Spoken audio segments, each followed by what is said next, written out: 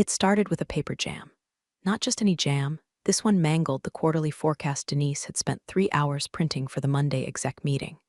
She stood there in the fluorescent-lit copy room, yanking the charred corner of page 17 from the belly of the machine like it was a dying confession. That printer had always hated her. But it wasn't the jam that told her something was off.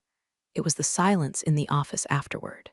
You know the kind. HR just microwaved a corpse kind of silence. Nobody made eye contact. Emails stopped mid-thread, and Brenda from finance offered her coffee without passive aggression. Something was coming. By the time Denise walked back to her desk, where her carefully stacked color-coded client files sat like obedient soldiers, she could feel it change, creeping in like a draft through a cracked window in February. But she wasn't worried. Not yet. She was Denise, 11 years deep, the fixer, the anchor, the woman who once talked down a multi-million-dollar client from defecting while the office fire alarm was blaring and someone was sobbing into a box of donuts in the break room. She'd seen org reshuffles before. Hell, she'd survived 3 CEOs, 2 rebrands, and 1 incident involving a disgruntled intern and a glitter bomb. You learn to ignore the tremors. Now, listen, I know 97% of you are out here listening to stories like this without subscribing. You're practically squatting in my copy room. Do me a solid, click that follow button, drop a like. It keeps this chaos machine running and motivates the poor souls editing my emotional trauma into digestible chunks. All right, let's keep going. On paper, Denise didn't look like a revolutionary. Her nails were always a neutral beige. Blazer game was solid but not flashy. She was the kind of woman who brought her own pen to sign contracts, always blue ink, always a backup in her purse. She remembered assistants' birthdays and CC'd people with terrifying consistency. But beneath that perfectly ironed calm, there was a mind like a shark in church shoes. Silent, focused, merciless when cornered. She'd built the strategic partnerships team from literal cubicle dust. In her first month, landed a regional logistics client that ballooned into a national whale. By year 3, she was the name clients requested, even the rude ones who thought they were God's gift to tech stacks. Denise didn't just manage relationships, she conducted them like symphonies. Deadlines got met. Clients got charmed. Revenue soared. She wasn't just essential, she was infrastructure. So when rumors of a restructure started humming around the office like a dying refrigerator, she brushed them off with a smile and a sip of lukewarm coffee. Probably just another executive consultant sniffing around for billable hours. Denise had the kind of professional gravity that made nonsense slide off her like rain on a tarp. But then came Friday. The email subject line, departmental update mandatory attendance. The body, conference room B, 3 p.m., no emojis, no catering notice. Just vibes and foreboding. She walked into that meeting with the quiet dignity of a woman who's unbothered by politics because she wins by results. Blake, her boss's nephew, fresh out of some third-tier MBA mill and still using synergy without irony, was already seated. She clocked the smirk, the self-satisfied posture, the bad tie. She filed it all away. Denise noticed everything. The VP coughed awkwardly and began, proud to announce a bold new leadership direction for strategic partnerships. Denise blinked. Blake beamed. "We've selected Blake to spearhead this initiative as the new head of partnerships," the VP said with all the charisma of a wet napkin. There it was. The betrayal. Not with a confrontation, not with a hard conversation, but with a smirk and a PowerPoint. The applause was slow, polite, and scared. HR clapped like they were being held at gunpoint. Someone in the back muttered congrats, and Blake managed to mispronounce one of their biggest clients during his impromptu acceptance stammer. Denise didn't speak, didn't flinch. She nodded, stood, and walked out before the coffee tray even hit the table. Not a dramatic exit, no slamming doors, no "you'll regret this" monologue. Just a pair of heels clicking down the hallway like a countdown to something no one else could see coming. Back at her desk, opened a drawer she hadn't touched in 5 years, pulled out her original contract, scanned with surgeon's precision until her eyes landed on the words she never forgot. Clause 8, in the event of promotional bypass, due to internal familial conflict of interest, non-compete provisions shall be deemed null, and the employee shall retain client claim rights for personally acquired accounts. She smiled, then opened her email. Legal at company.com subject. Clause 8, no body, no attachments, just that line. And then she logged off. Not to cry, not to drink, not to spiral.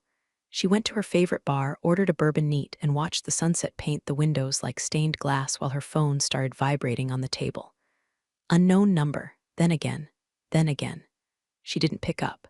Because Clause 8 wasn't a warning. It was a loaded gun she'd been polishing for a decade. The Monday after Blake's little coronation felt like walking into a funeral for logic. He showed up 20 minutes late to his first all-hands, holding an iced coffee the size of a toddler and grinning like he'd just won a radio contest.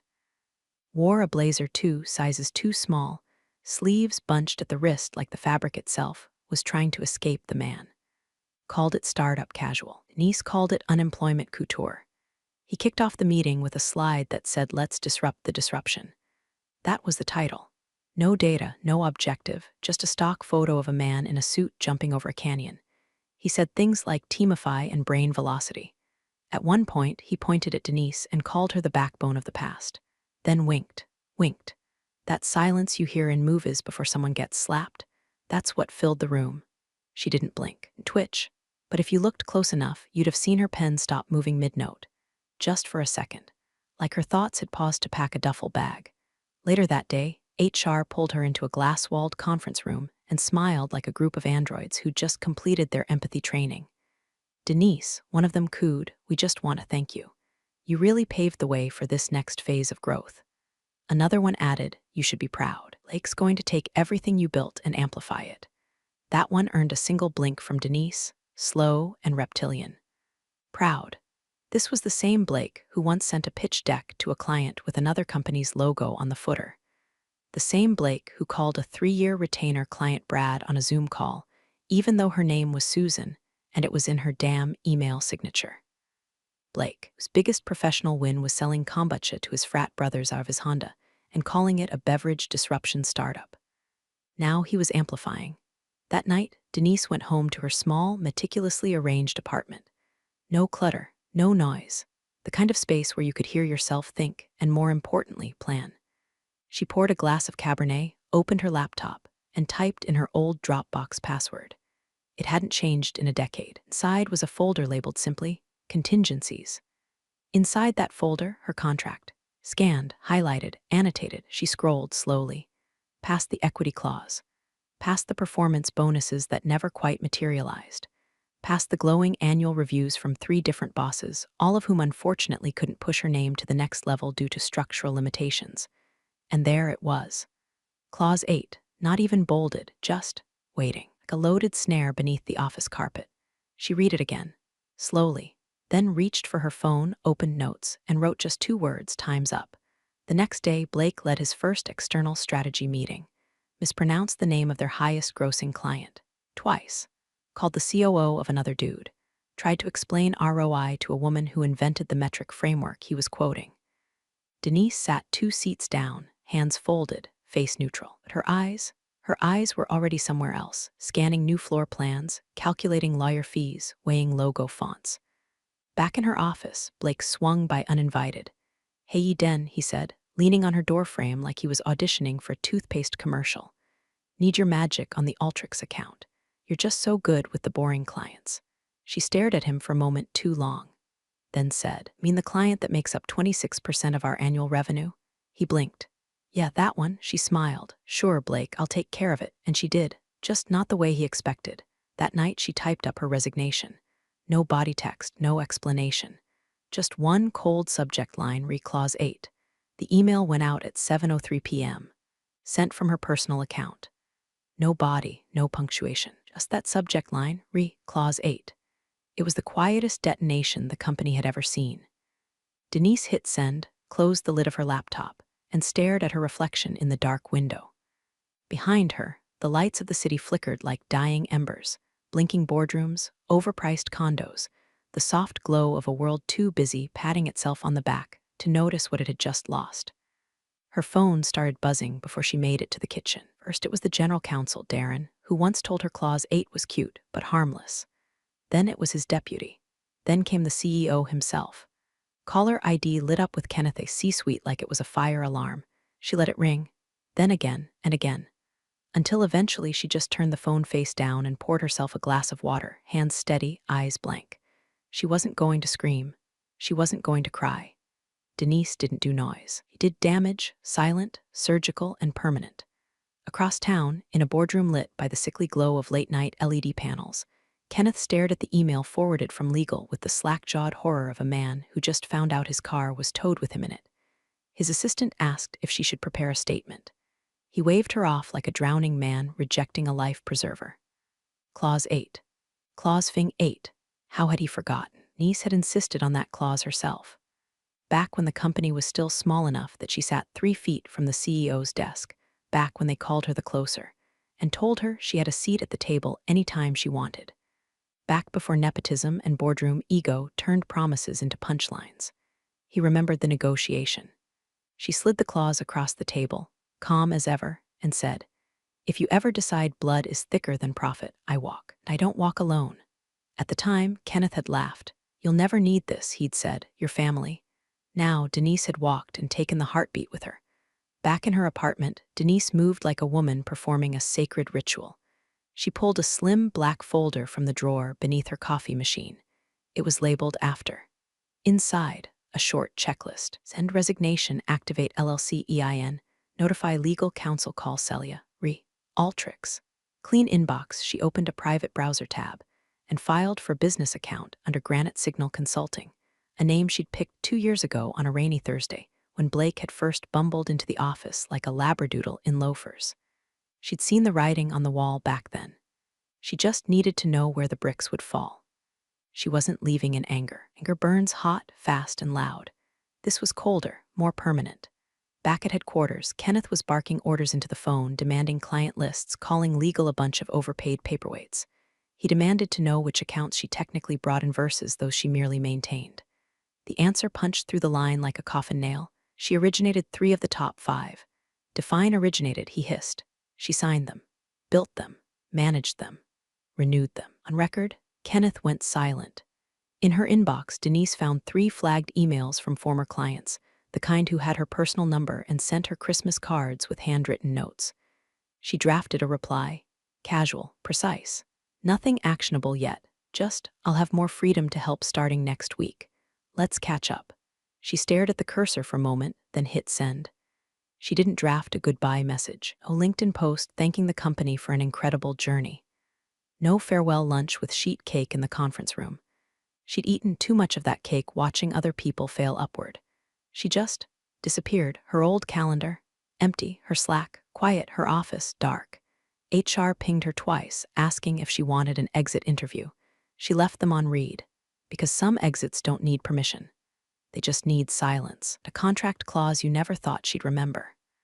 Blake's first major meeting began with him spilling a cold brew across the boardroom table, and ended with him Googling the word escalation in real time. Somewhere between the two, he managed to bungle a product roadmap, insult a junior dev by calling him code guy, and attribute a 2-year retention strategy, written, executed, and nurtured by Denise, to team vibes. Client on the other end of the call was Martin Halpern. Halpern, who didn't laugh at bad jokes. Halpern, who once told a CFO to shut up or get out during a live procurement negotiation. So when Blake cheerfully said, "This new direction is going to synergize our pathways," Martin didn't even blink. He just leaned forward, narrowed his eyes slightly, and asked, "Where's Denise?" Blake chuckled like a sitcom character waiting for the laugh track. "Oh," Denise paved the way. "I'm just here to carry the torch." Martin didn't smile. "You dropped it." The meeting wrapped 15 minutes early. No follow-up questions, no confirmation of timelines. Just Martin's executive assistant asking, curtly, if the decks could be resent, but with real data this time. Blake stumbled back into his office, visibly sweating through his light gray shirt. The interns avoided eye contact. His calendar, once stuffed with onboarding lunches and CEO one-on-ones, suddenly suspiciously blank. Meanwhile, 4 floors up, Kenneth was pacing, fast. He'd just come out of a finance check-in that confirmed what he feared. Altrix was stalling on their renewal. Ardent Corp, too. Both had been Denise's clients from day one. How many contracts had her name on them directly? Kenneth barked. Legal pulled up the files. One of the paralegals, a kid barely old enough to rent a car, swallowed hard and said, 3 of our top 5. She's the signatory of record. And according to Clause 8, she has clear origin rights. Kenneth sank into his chair like someone had slashed the strings holding him upright. He waved at his laptop. Check her activity. Did she leave any signs, any trail? They pulled up her digital history. No breach, no leaks. But one ping stood out. An email, not sent from the company account, detected through metadata in a client-side BCC. From D. Mercer Consulting at gmail.com to Celia Jordan at Ultrix subject. Quick catch-up body. Free to talk next week. It was dated 2 days after her resignation. Kenneth stared at it for a long time, then whispered, "She's already making moves." Across the building, Blake tried to salvage dignity by scheduling a team sync. It started with him blaming an intern for technical confusion, pointing at her resourcing bottleneck as Denise's legacy clutter. She didn't really empower handoffs, he said. The team sat stone-faced. One brave account manager raised her hand. "Blake, what's the current status of the Q3 rollouts?" He blinked. That's in motion, agile stuff. Which clients are you prioritizing for sequencing?" Another blink. All of them. The silence was so thick you could spread it on toast. Later that afternoon, HR received 3 anonymous complaints, all using the same phrase, leadership vacuum. At 6:12 p.m., one of Denise's oldest colleagues forwarded her a Slack message Blake had sent to the team. It read, "Hey everyone, let's rally around this new chapter. Big shoes to fill, but I've got new souls." Denise read it once, twice, then smiled, not a smirk.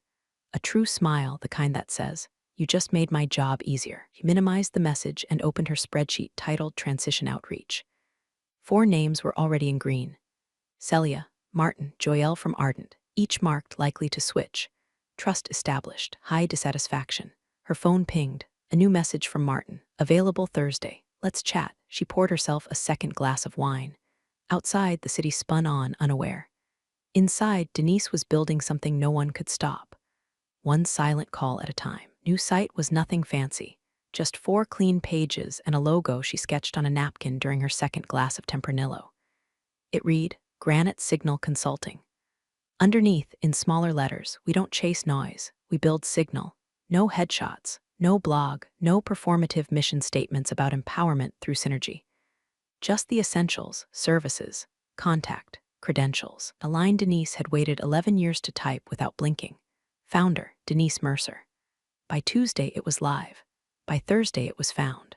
Word traveled not through billboards, but whispers, the kind that float across C-suite dinners, get passed between executive assistants over kale salads, and land in Slack channels titled Internal-Only PLS. She didn't cold email a single soul. Didn't post on LinkedIn. Her version of marketing was absence, sudden silence where a powerhouse used to be. That silence started echoing.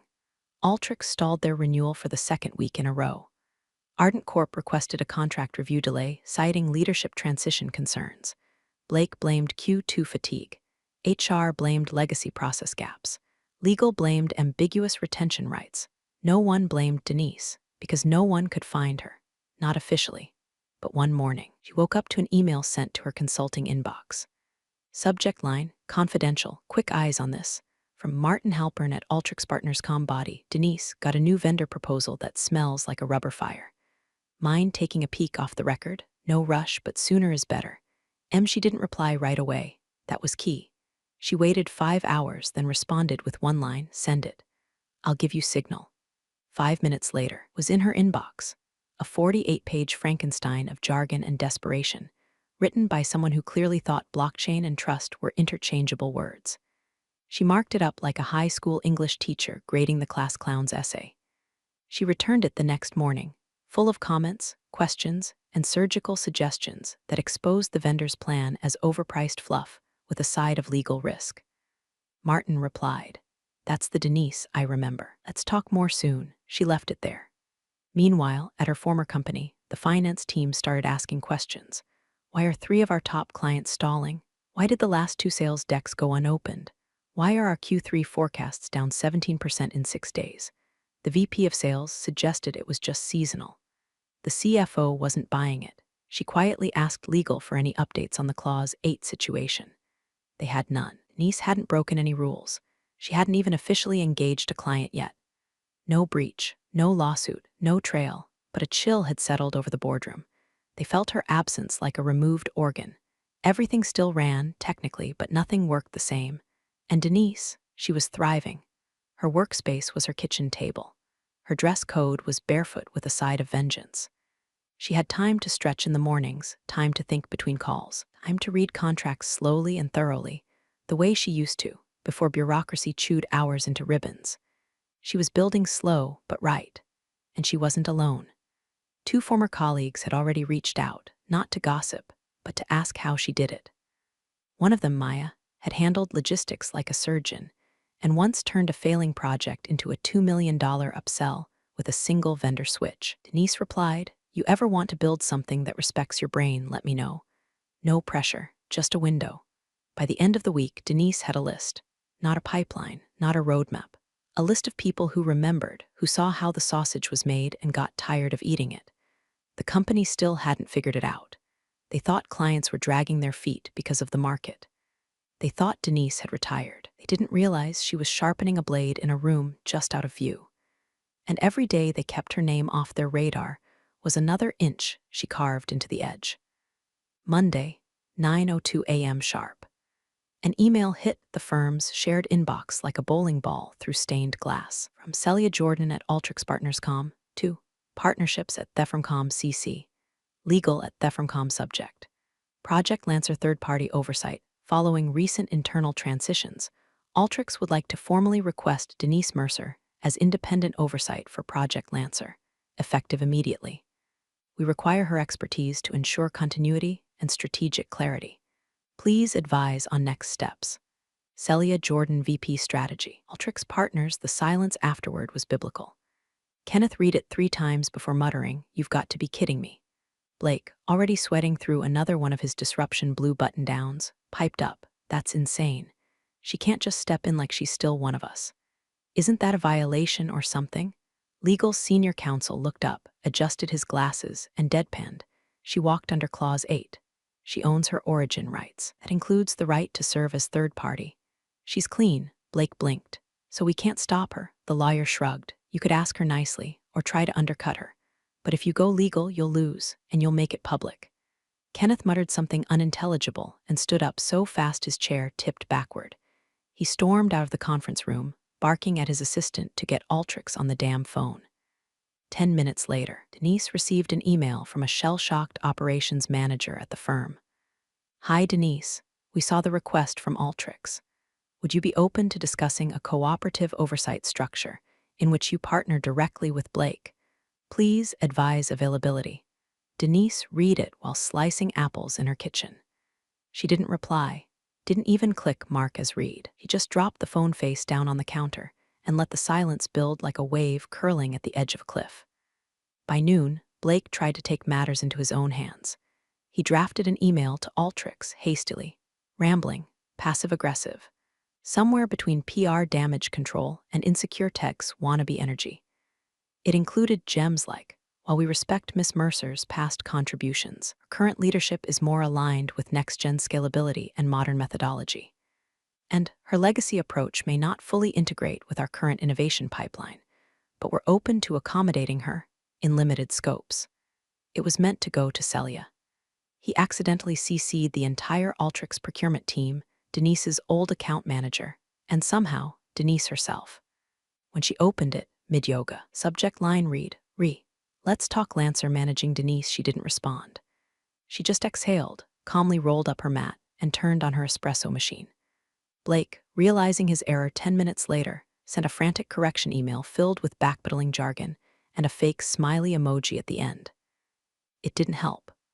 By Tuesday, Alteryx submitted a revised contract draft that removed Denise's former company entirely as strategic partner, listed her as sole oversight. Kenneth called an emergency meeting. Legal suggested trying to enforce a reputation clause. The CFO shut that down instantly. "She hasn't spoken. She hasn't posted. She hasn't even tweeted. You'd be suing a ghost."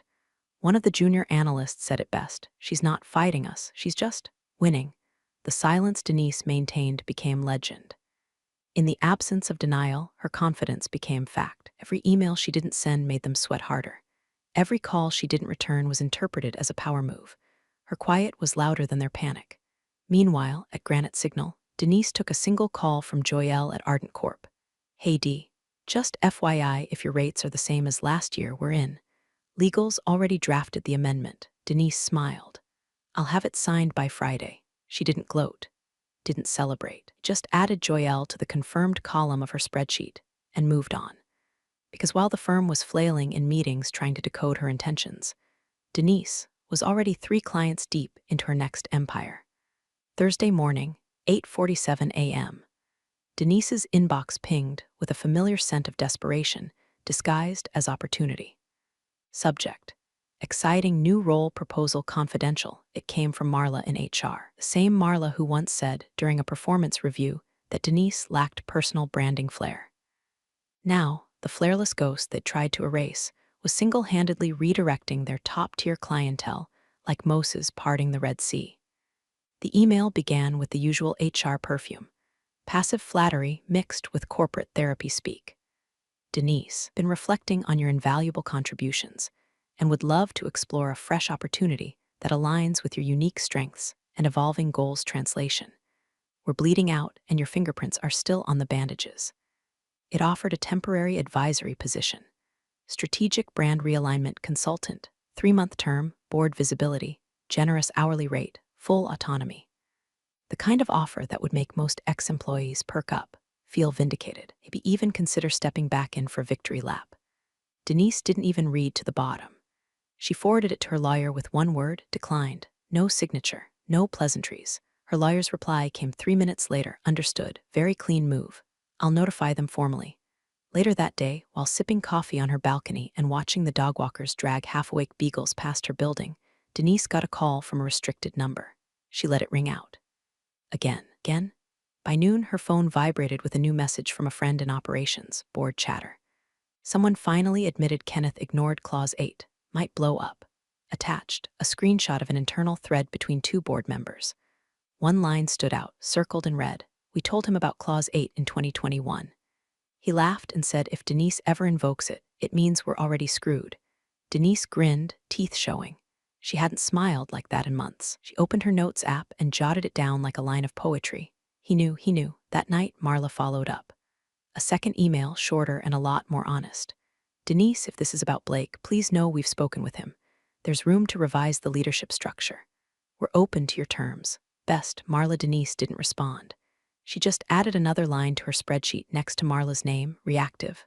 Late. Still doesn't get it. Meanwhile, inside the firm, damage control was failing to find traction. Clients weren't angry, they were just gone, quietly migrating to Denise's new orbit like satellites finding their rightful planet. Finance ran projections with her gone. They weren't pretty. Q4 client retention, minus 38% forecasted churn, $9.4 m net new revenue, $1.7 m, mostly from discounting and emergency packages. The board convened an after-hours meeting. Kenneth was asked if Denise's clause could be renegotiated retroactively. The legal team laughed, actually laughed, then politely reminded the room that Denise had followed protocol to the letter. Walked through the door you left open, one of them said, and locked it behind her. The firm sent one last olive branch, a branded gift box, glass plaque, generic thank you note, and a potted succulent that arrived half dead. Denise took a photo of it, captioned it, their loyalty, in plant form. She didn't post it, just saved it to a private album titled Museum of Regret. As the week closed, Denise reviewed her newest contract, signed, scanned, and wire initiated. Ardent Corp locked in, that made 3. She stared at her screen, then whispered to no one, they're not calling because I'm loud. They're calling because I left. Then she shut her laptop, poured a glass of Pinot, and toasted the silence. Denise clicked sign for the 3rd time that week and watched the digital ink bind another 7-figure contract to her name.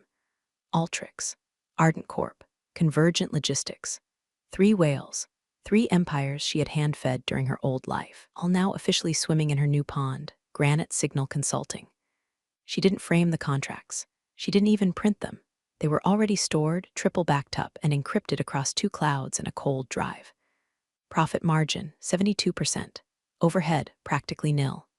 Team, 2 laptops, 1 espresso machine, and a legal retainer named Gloria who billed like a sniper, only when it mattered. Her days were structured but soft. Morning strategy calls in pajama pants. Midday walks. Afternoons for deep work, contracts, pitch decks, roadmap builds.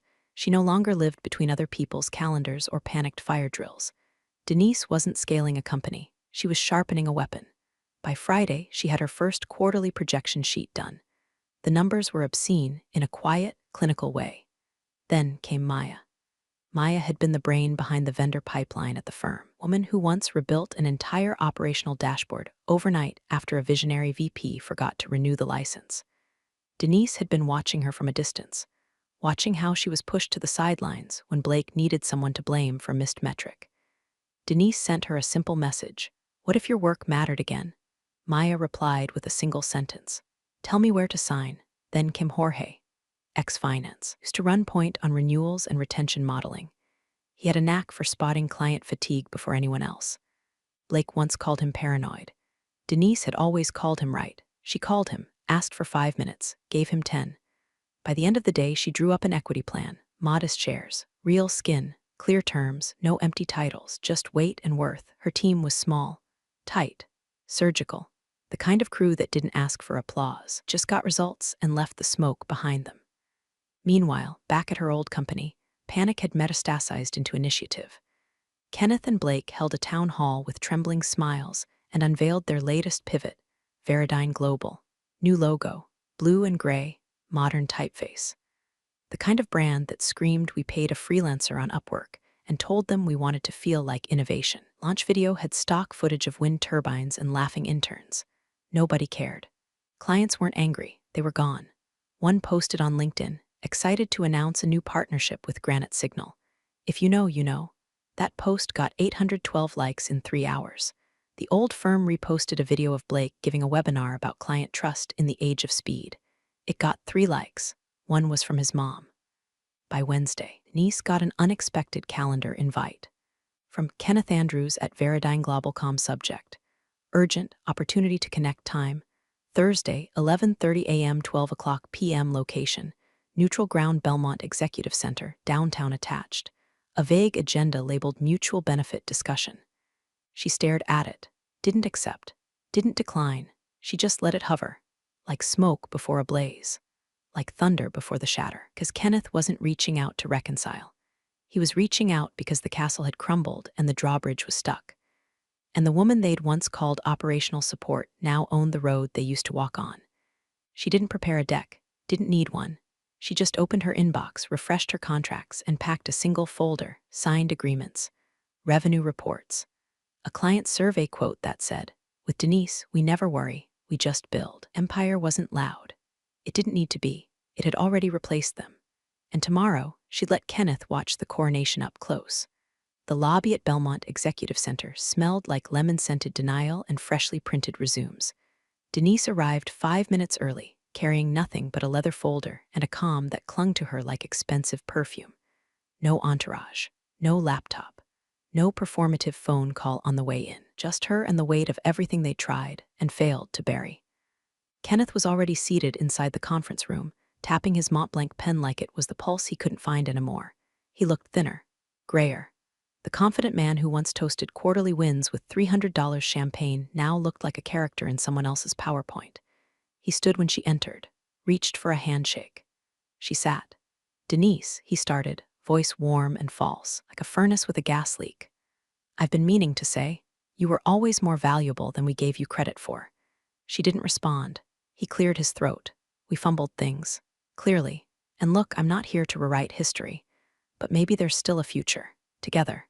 The board's open to a reimagined role, leadership level, strategic latitude. You'd come in as a peer, not an employee." Denise tilted her head, eyes unblinking, like a hawk sizing up a limp squirrel. He pressed on. "We could have been better together, you and I. I mean, your institutional knowledge, our infrastructure, it doesn't have to be a war. It can be a reunion." She reached into her folder, pulled out 3 sheets of paper, slid them across the table like a blackjack dealer showing the winning hand. Altrix, ardent, convergent, signed, stamped, time-stamped. The ink barely dry. Kenneth scanned them in silence. His mouth twitched, that flicker of corporate composure fracturing under the weight of reality. She leaned in, voice low but laced with steel.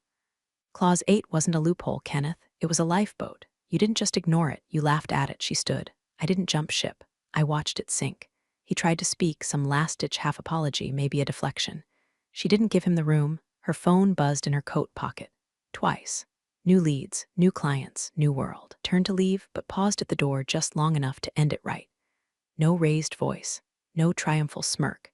Just a final sentence wrapped in velvet and gunpowder. Next time, read the fine print, especially the parts I wrote. Then she walked out, heels echoing across marble like a closing argument. By the time the elevator hit the lobby, she was already flipping through her next meeting notes. Above her, Kenneth sat motionless, staring at the clause he once dismissed, while Denise, the woman he called replaceable, had done the one thing he couldn't: replaced him. You're the real stars of the corporate jungle. Thanks for watching. Hit subscribe, or I'll flick the switch on your old cubicle memories.